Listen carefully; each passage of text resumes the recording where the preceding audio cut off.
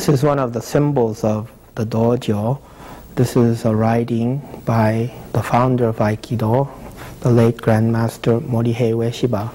This was presented to me by the current head of Aikido today and the legitimate successor to Morihei Ueshiba, the founder of Aikido, Grandmaster Kishomaru Ueshiba. When I left Japan to return to America, he presented me with this scroll and told me to open good school in America. It took 15 years. Like anything, it doesn't come easy, doesn't come quickly. Aikido training takes time, takes a commitment, a little bit of loyalty, a little bit of sacrifice, lots of sweat. But if you continue, if you persevere, you can always achieve your goal. I think I'm rather untalented and slow, so maybe it took me so long to develop this school. But I think in your training, you need to have patience. Please don't give up. Always try your best, never give up. And you will achieve your goals. With this in your mind, let's continue with our practice. Ukemi is one of the important aspects of Aikido training. Ukemi is a method to protect yourself when the technique is applied against you.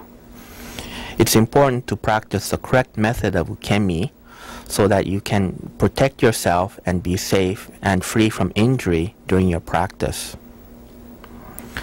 The best way to start, or the easiest way in my own opinion, is to begin with a backward Ukemi. Start with a gentle rocking motion from the seated position. Gradually work your way up to the kneeling position to finally reach a point where you can take the backward Ukemi from the standing position. Don't try to force yourself and don't throw yourself against the mat. But think of backward Ukemi as kind of sitting down in a low chair until finally you reach the floor and roll. As you take backward Ukemi, it's important not to let your head hit the floor. Keep your head off the ground, off the floor. If you feel that you're bumping yourself too hard in any one place, it means that you're not doing the Ukemi correctly. The Ukemi should feel smooth and light. You should feel confident that you can take the Ukemi from any position. Ukemi takes lots of practice, but those who excel in Ukemi almost always excel in the technique itself. Ukemi is a matter of practice, and I believe that you can never get enough Ukemi training. It's important to do these kind of exercises by yourself until you develop enough skill. And then part of the Ukemi, or the most important part of the Ukemi, is to develop your Ukemi skills when training with your partner in the execution of the techniques. From backward rolling, go into forward rolling. Most people have a kind of a fear of falling forward, but practicing Ukemi should eliminate that fear, and you should be able to have confidence to roll from any position. Again, please don't hit your head. If you feel that you're bumping your shoulder or bumping your hip or your tailbone, you have to understand that probably there's something wrong in your Ukemi. Ukemi is one of the best ways to develop physical conditioning and flexibility. Always increase your Ukemi, develop speed in your Ukemi, but it should never be too hard. It should never be too stiff, but always light and free and very clean.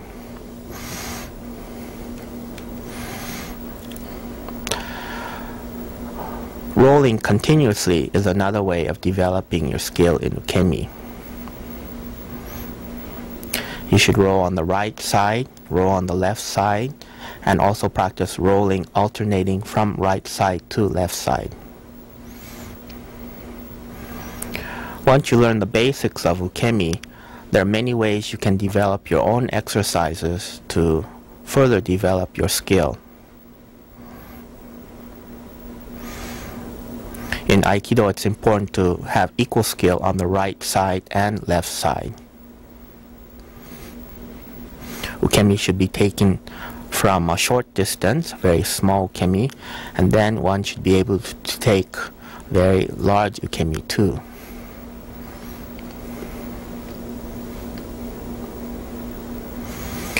It's always important to remember to practice safely. Don't get injured. Always develop yourself so that you have enough confidence and skill to take ukemi freely without any fear of falling or without any fear of hurting yourself.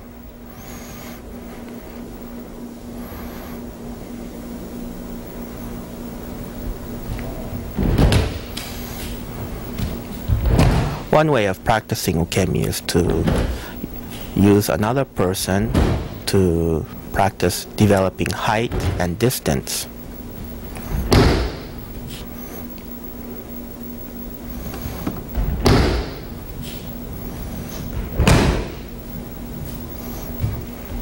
Some people develop skill in ukemi where they can jump over 3, 4, and 5 people.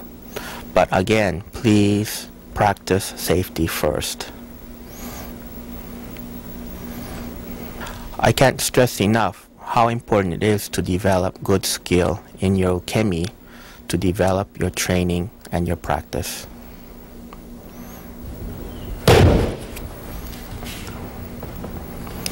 Using your partner to develop a koshinage ukemi is also very beneficial to your training. Rest your forearm on his back and use ukemi much like you're taking a regular ukemi. As you develop skill in the koshinage ukemi, let your partner increase his height to a kneeling position and then gradually to a stooping position, and then practice your ukemi skills. Remember, you shouldn't be landing too hard on your shoulder or head or back.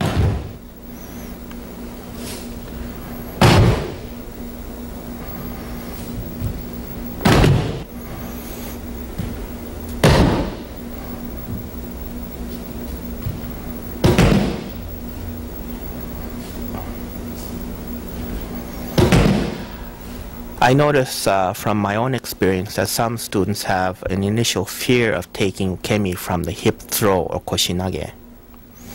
If you allow the student to rest on your back as you understand how to balance your partner's weight on your lower back, one can benefit by learning the proper koshinage technique, and one can also at the same time learn the proper way to take ukemi for koshinage.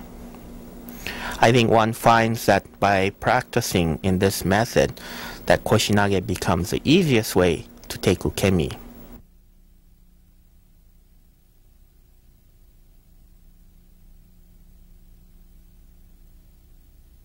I don't think everyone calls this handshake style, but this is another way to practice, develop ukemi for the break fall, or a little bit harder type of ukemi training. You should hold the hand as if you're shaking hands with your partner and allow him to throw you first very gradually, very softly, and then gradually increase the speed and the intensity of the throw until you're taking ukemi in a break fall fashion.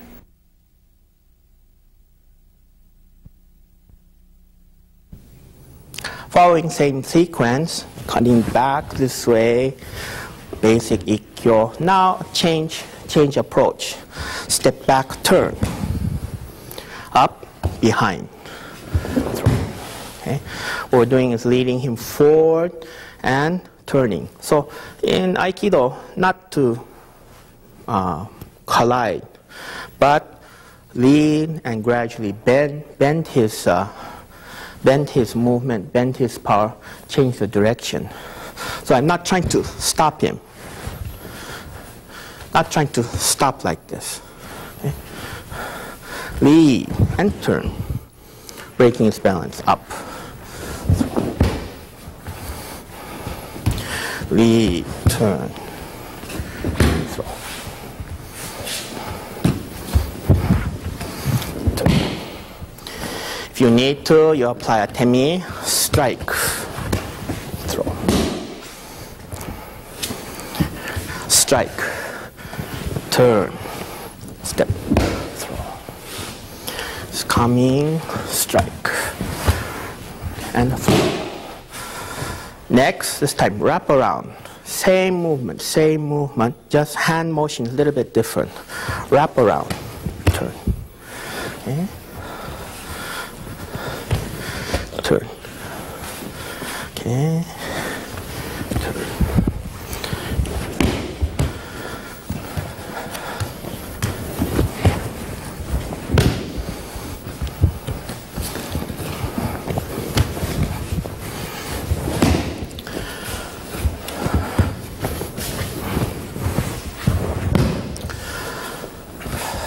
This time, turn.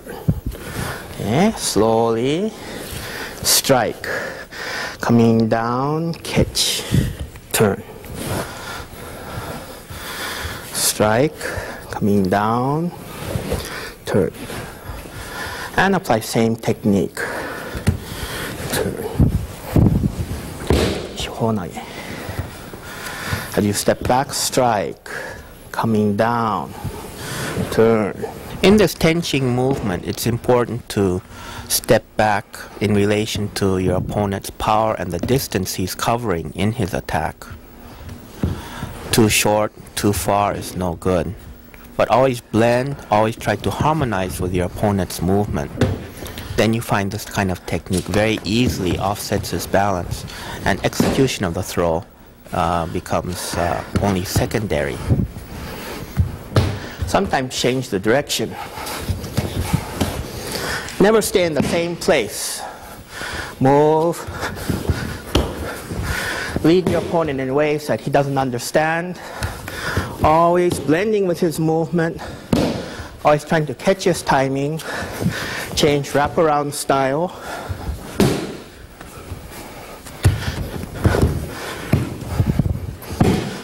And sometimes first one.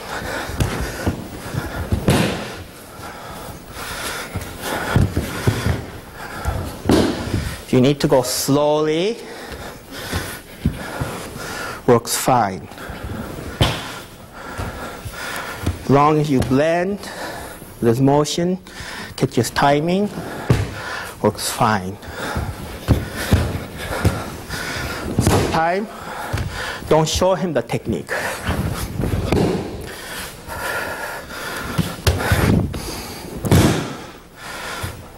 More advanced. Making more use of his timing and spacing. Then later, say, lead with your energy. Catch his energy. Throw it.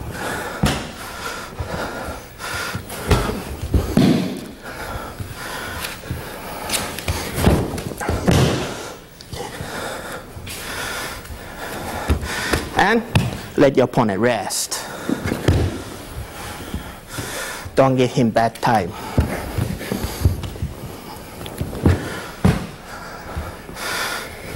Strike.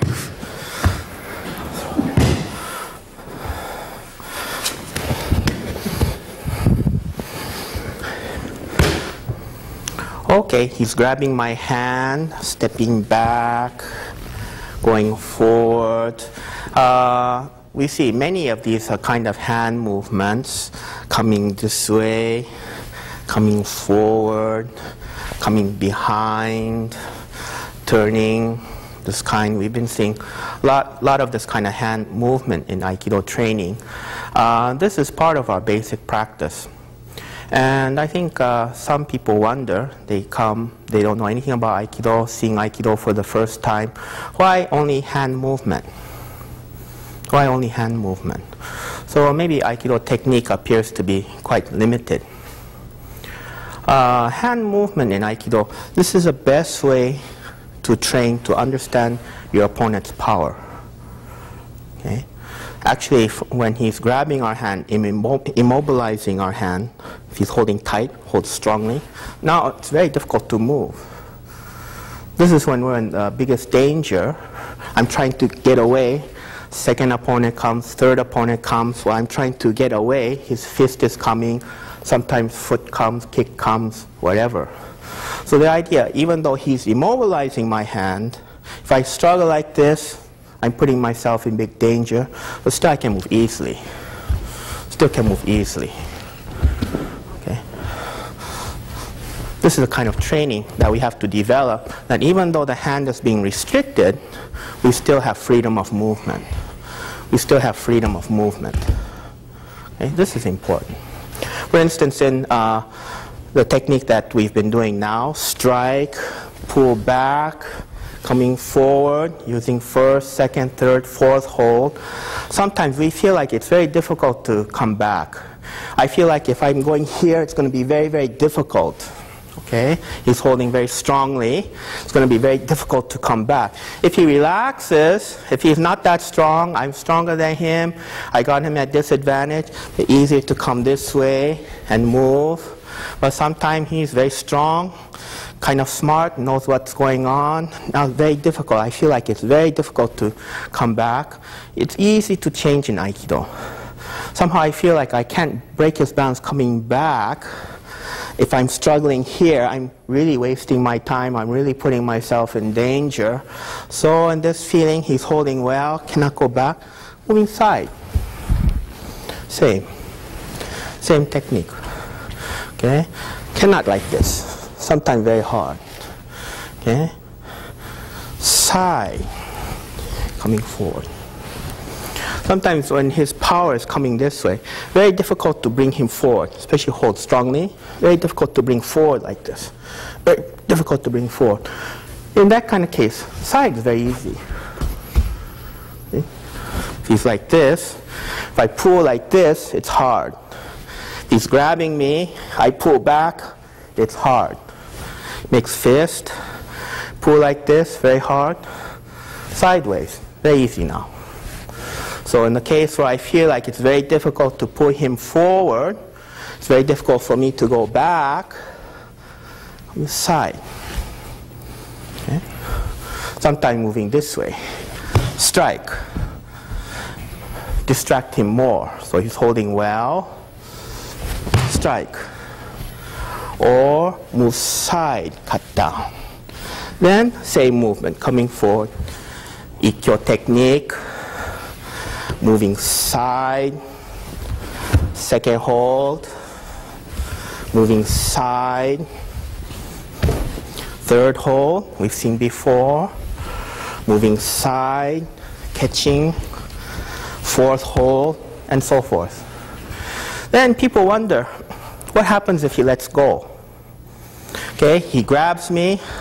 Why is he grabbing me? He's trying to hold me, trying to restrict my movement. Hold me, I can't get away. His friend's coming to hit me on the head, kick me, shoot me, knife me. So I have to struggle here. Okay? But sometimes just he's grabbing like this. Kind of afraid. Okay? So if he grabs me like this, now I can do a technique. He grabs and pulls away, now it's hard. He grabs, pulls away, now I have nothing here. Okay. Actually, that's not the way we practice Aikido. From the basic movement, I'm showing beginners, we're beginners practicing, we have to start static position. Okay. A little bit advanced, lead. Okay. Always in the Aikido technique, it's how to lead your opponent, how to catch his timing, how to catch his energy. Some people say lead his ki, guide his ki. It's all a matter of spacing, timing, the use of power, how to send your power forward, how to blend with your opponent's power, timing. These are all essential to the technique. If you look at Aikido technique just from grabbing 1, 2, 3, 4, etc., it's not really Aikido technique. Not without the timing, not without the energy, not without the spacing, not without the blending, not without the psychology, not without the spirit. It's not Aikido technique. Okay? He grabs and pulls back. Okay, again, grab and pull. He grabs, pull, now nothing here. I can do the technique. No, catch his timing. It's moving. He grabs and pulls back. At the moment he's grabbing, he's already into the technique. The technique doesn't start after the attack. The technique starts with the attack. If you're at the founder's level, technique starts before the opponent even is moving. Technique starts before the opponent even has the mind to attack. But I'm not at that level. Maybe we're learning Aikido today, we're not at this level. But as he's grabbing, waiting till after, moving, nothing here. As he's grabbing,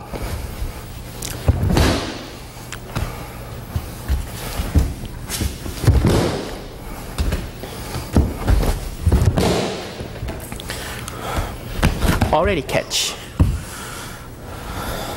Then you can move. Okay?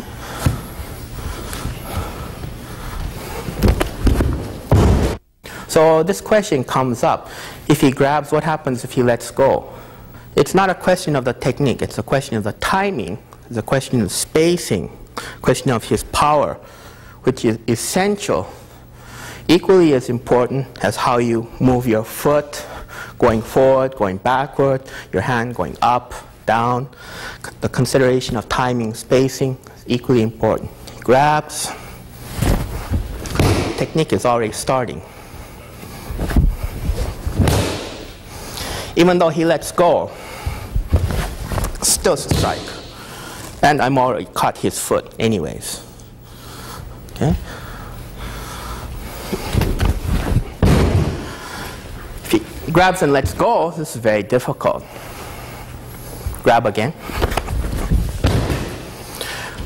When he's in the action of grabbing, the technique is already in operation. If the technique starts after his attack, he already went home. He already attacked me and went home. Nothing here. No. Okay. Then, in the process of executing the Aikido technique, we have lots of freedom.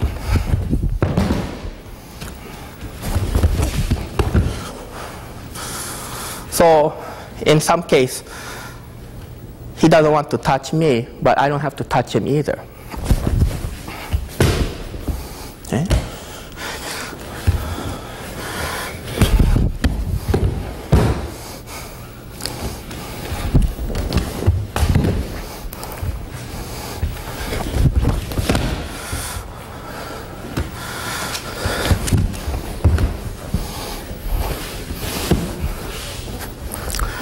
Then gently, kindly stretch his shoulder and neck. Okay. So, in all the techniques that we're discussing throughout the continuing lessons, we may be going slowly, we may be breaking the techniques down in various sections.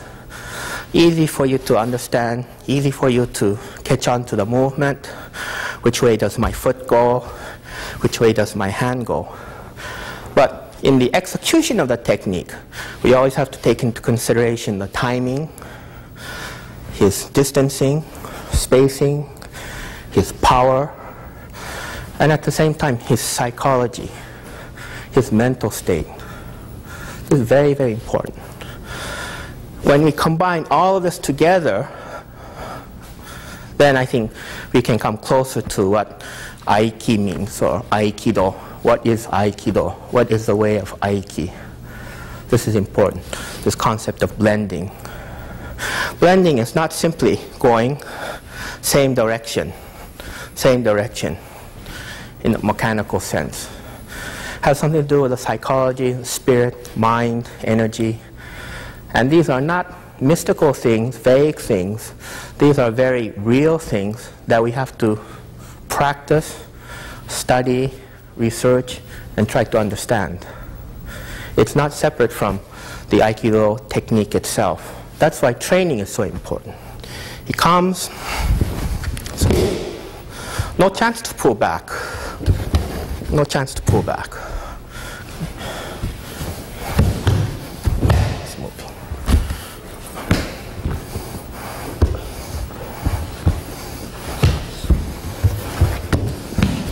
Okay.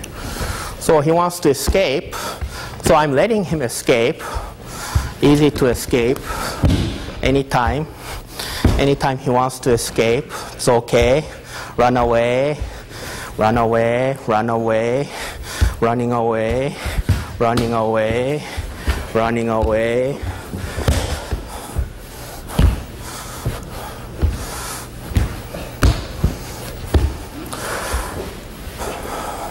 It's okay.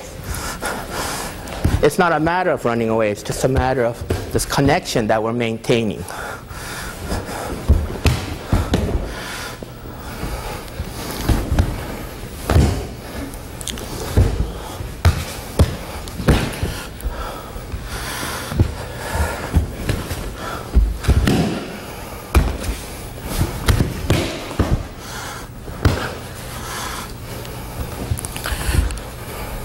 So I'm not doing anything. 2教3教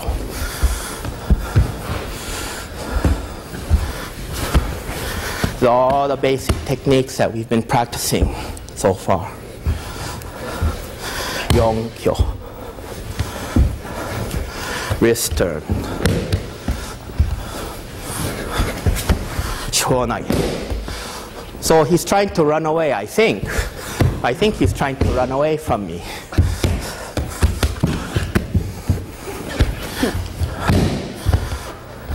Okay, continuing with a one-hand grab. Okay, this time change a little bit. Step back, strike. Called tenjing movement. Okay, strike. Strike. Strike. Usually we use this in a form of punch. Okay, when he's coming down here, strike. Stepping back, fading back from your opponent, stepping away from your opponent. So this is the third principle. First one is entering movement, turning, and now fading back. So we call tenkong, turning, irimi, entering movement, now tenshin, fading back. So in the case of striking, it's coming here, one foot stepping back. Okay. This type of movement we incorporate into now the hand grab technique as we've been practicing all along in this lesson. Now cross hand grab, not trying to fight his power. Okay. This time, stepping back, come up towards his head. Okay, towards his head. Towards his head. Okay. Remember, you have to move your feet. He's grabbing here, not reaching out towards him. Okay, not pulling in towards myself, but creating circle going towards his head, creating circle towards his head.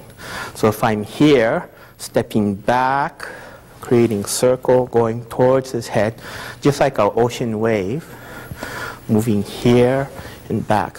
This is what's drawing your opponent forward, over, and back. This is how we're breaking his balance. So as he's grabbing, here. Okay, as he's grabbing, forward.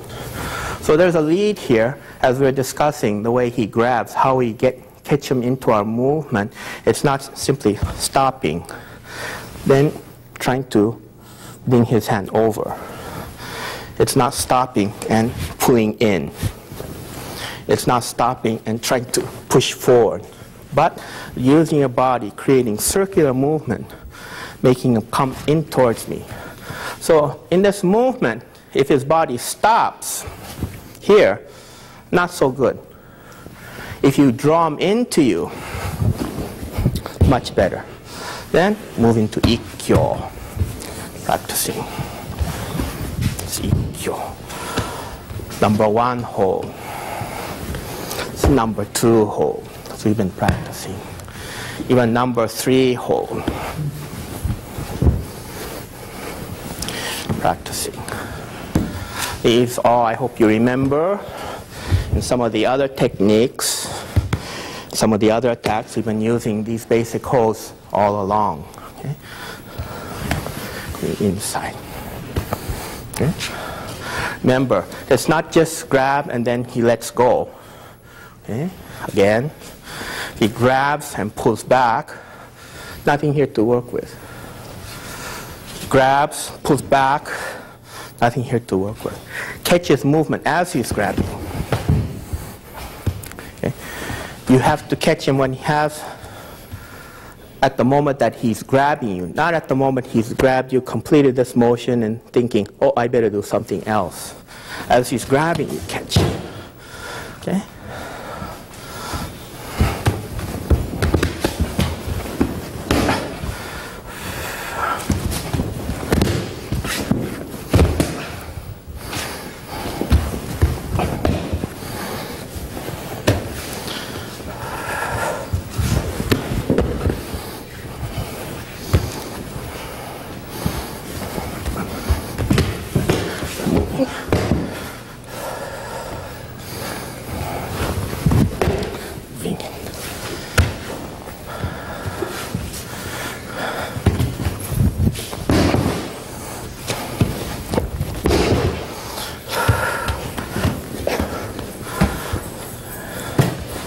Then keep this connection. Okay, next continuing this cross hand grab. This time not stepping back. Go back to entering movement. Forward. Okay. Forward. Again, the idea in the entering movement is to move behind. Okay, if I'm here, this is not enough. Okay? Sometimes we're too anxious to do the technique and we cut our movement too short. Coming here, not enough. Okay? Completely behind. Okay? So my feet should shadow his feet. As I slide in, my feet, same position as his feet. If I move too shallow, he can hit me. I'm open to his attack. Okay? Easy for him to let go, strike. So this is kind of danger zone. Also, when I begin to initiate my own movement, I'm not in a good position to negotiate him. Move behind. Okay? Move behind. Anytime I can throw him. Okay? So I get behind him. Anytime I can throw him. From here, move in. Now both hands lead down, back, his neck, sandwich. Then shift your hip, stepping forward, throw. We call this entering throw. We call irimi nage, entering throw. Some people call kokyo nage, breath throw, because this kind of throw requires lots of timing. Okay, so this time here, not pushing. When I'm entering behind him, not pushing with this hand. At the same time, when I'm entering, not collapsing. Okay, here, don't push. Don't let this hand go wild, away from me. At the same time I'm moving, don't collapse. Okay? Just leave this hand here. Extend the power through your fingertips. Okay? Okay? Not here. Okay? Move behind and down. Okay?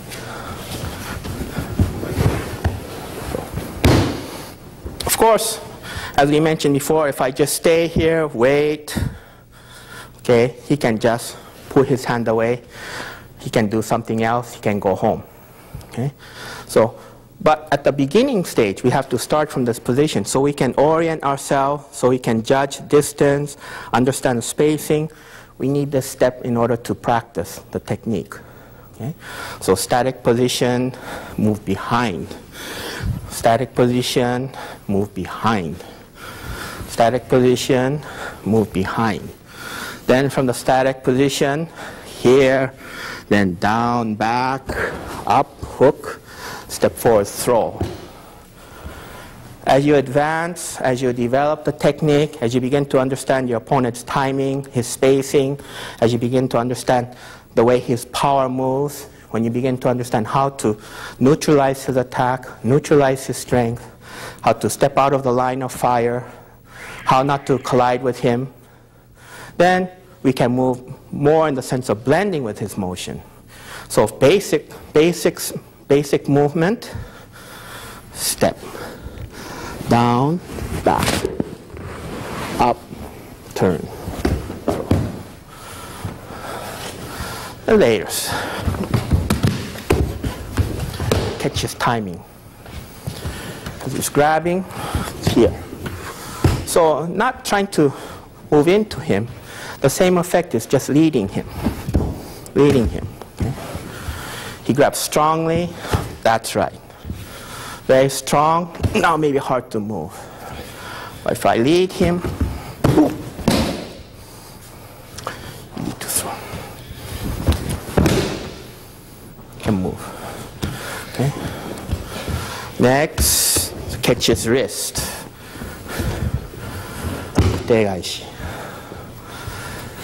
Same movement.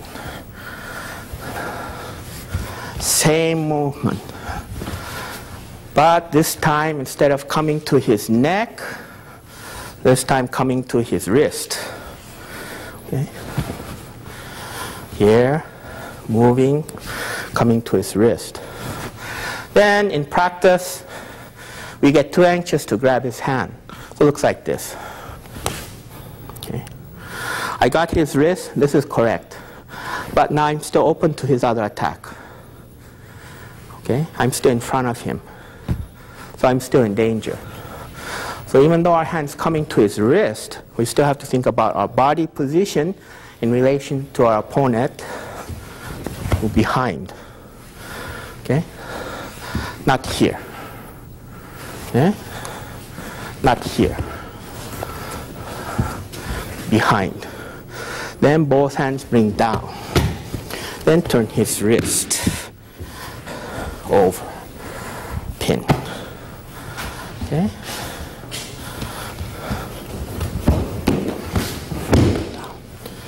Catch. So it's a little bit hard to do at the beginning stage, but from this movement, our entering movement becomes a leading motion. Okay? It's not here, then try to pull him to the side. Too late, you just get stuck. If I go too fast, he doesn't feel like catching my hand. If I'm here, nothing happened. Too slow, now I'm stuck. This is where through practice, constant practice, you have to catch his timing.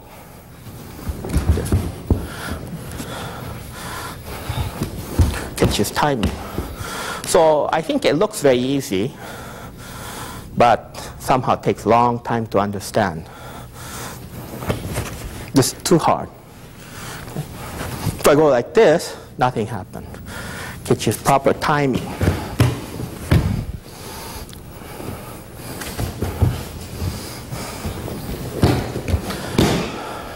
Then also, we can adapt this technique into using same wrist turning technique, same kotegaishi technique to pin him to the ground. We can use the same technique for throwing.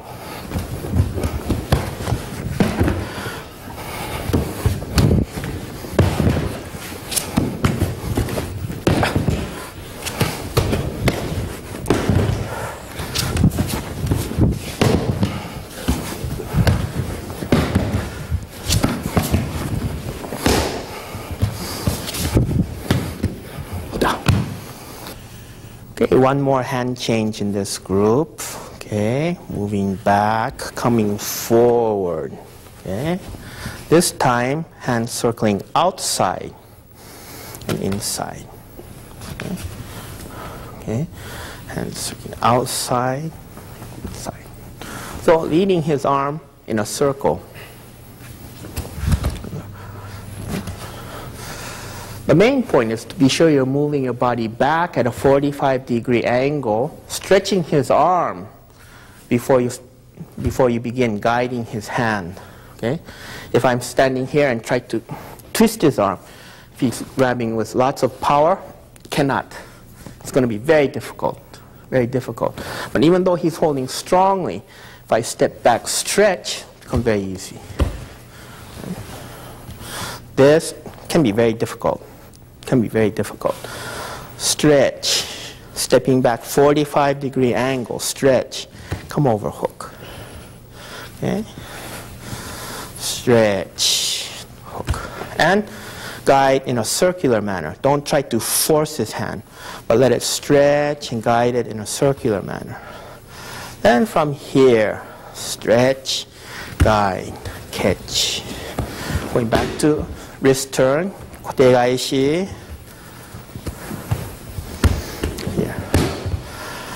As you begin to understand this movement, try to blend with his attack.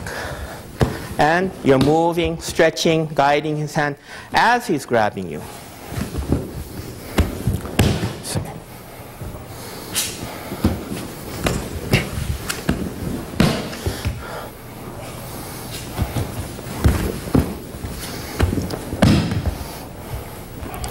Then next, one more variation.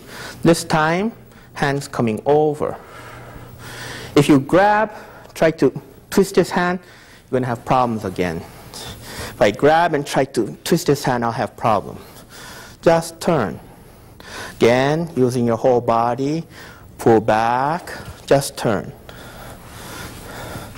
Stretch, just turn your arm. Then catch, step turn. Stretch, turn, down. Then this hand, this foot, same hand, same foot, step side, making his body turn away from you. This kind of movement, if I just catch and turn this much, his body is still facing me, I'm going to have problems again. Okay? What I want to do is make him turn completely around. Now I'm rather safe. But just half turn. Too busy trying to grab his hand, too busy trying to overpower him. I'm completely open to his attack, punch, kick, whatever. Okay? So guide, complete the movement, turn. Complete the movement, turn.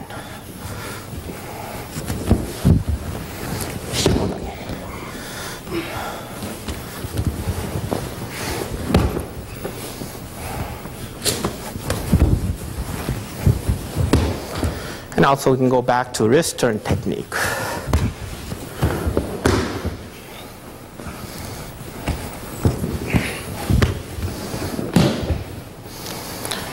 And we can go back to our entering movement technique. And interchange this technique.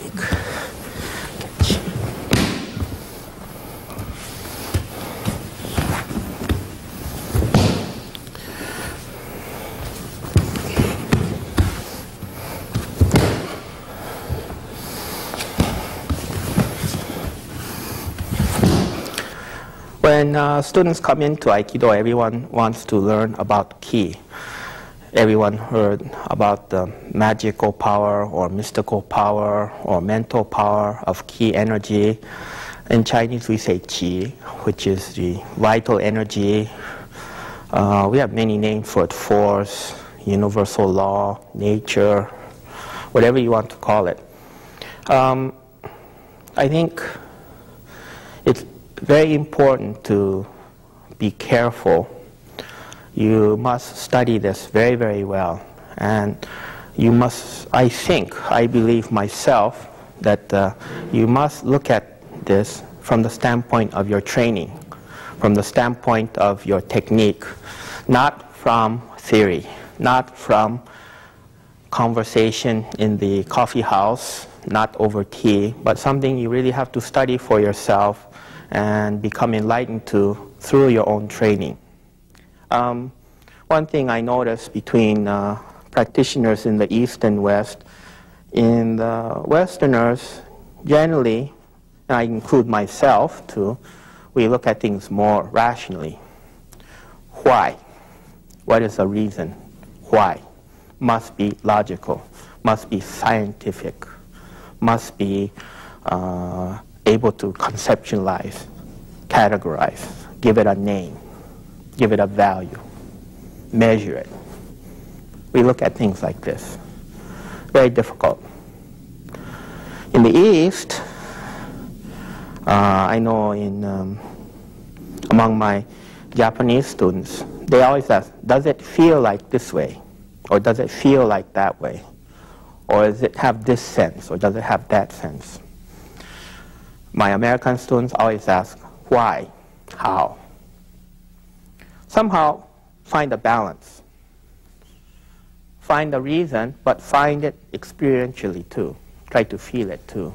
So maybe if you take both East and West, try to understand it logically, reasonably, but also try to understand it from your experience and from your feeling, from your intuition, from your sensitivity. Maybe through this way you get a better idea. Sometimes they do many key exercise, but I don't want to go through that kind of thing. One thing we understand in key is your human energy. So how do you show this? Not easy. And I don't want to give you something which just looks like playing or looks like not legitimate. He grabs my hand, okay? He pushes, okay? Very easy to collapse. We try to resist. He pushes, push. Very easy to be collapsed, okay? When he's grabbing and pushing, very hard to resist. Somehow we have the idea of we extend our energy forward. And he's push, keep balance, keep balance, keep balance, okay? So we call this keep your center. We call it project your energy, project your power. Okay? We could say many things. Make your mind clear, keep your center, whatever, okay? So more concentration. Don't be sleeping, don't be dead. He grabs, this is no good. He grabs, you try to push it, this is no good. Relax, proper extension, proper balance, somehow energy flows. So in one way, I think this is not very good metaphor, but like the garden hose doesn't force the water. The pressure forces the water out. But the more kinks and twists and turns you put in the garden hose, that creates resistance, so the water comes out less strong. The important thing is to take out all the kinks, take out all the twists in the water hose to allow the water to come out full force. The hose itself doesn't create the pressure, doesn't make the water flow. The pressure of the water makes the water come out. But how you shape the hose helps the water to come out strongly or resist the water by the kinks and the twists and makes the water come out more slowly. So this is not good metaphor, but maybe this way you can get an idea. Don't tighten your body. Okay, he's pushing, don't tighten your body. Okay, don't try to resist. Relax, extend, okay, like this. Okay.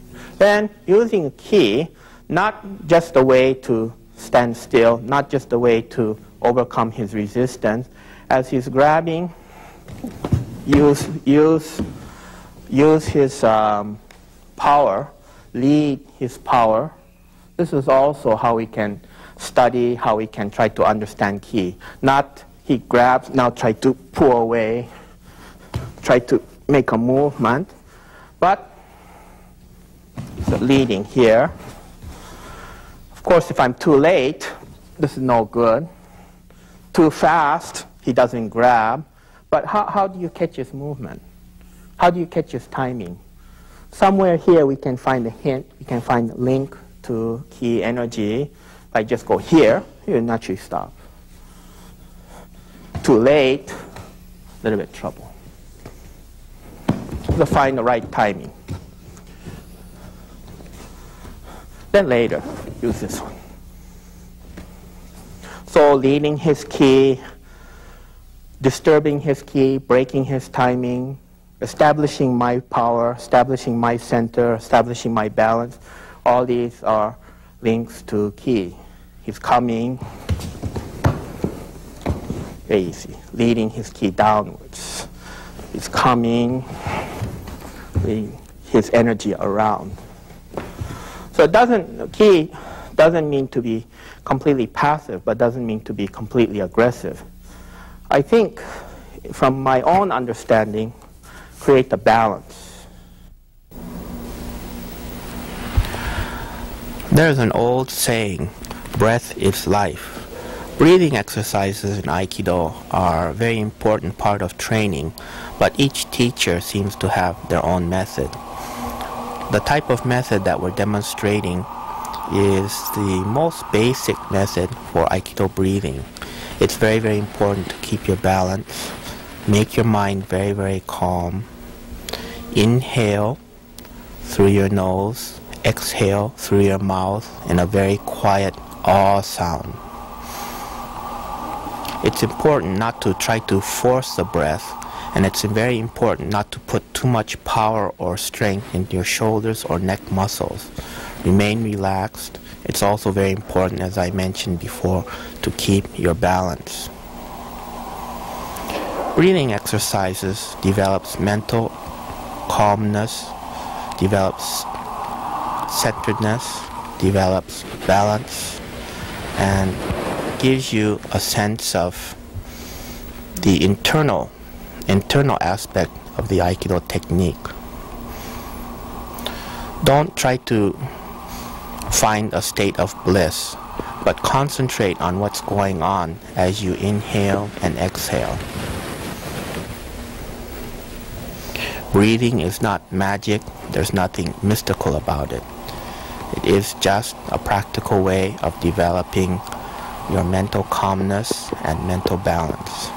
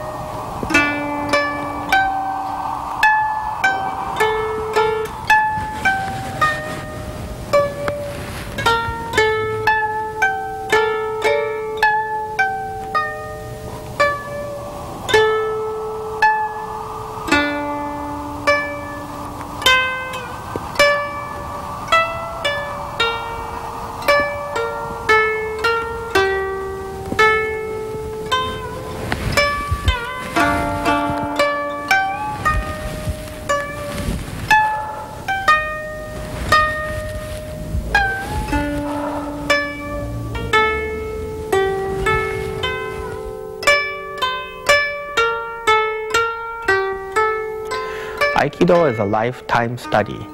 But when I say that to my students, they're all shocked and become disappointed. I don't mean Aikido study is like a prison term. You have to do it 40, 50, 60 years. When I say Aikido is a lifetime study, I mean Aikido should be a part of your everyday, daily activities. You wake up, you brush your teeth, you wash your face, you eat breakfast, you go to work every day in the same manner. Aikido fits into your life. Aikido should be everyday practice. Also, what I like to emphasize, in Aikido, there's no good, no bad, no talented, no unskillful. Weak people, strong people, old people, young people, very talented people, people with not so much talent, all can practice, all can benefit from Aikido practice, all can benefit from the teachings of Aikido. So please do not discriminate. Everyone can enjoy Aikido. Everyone can approach Aikido and find something of interest, something of value in its teachings.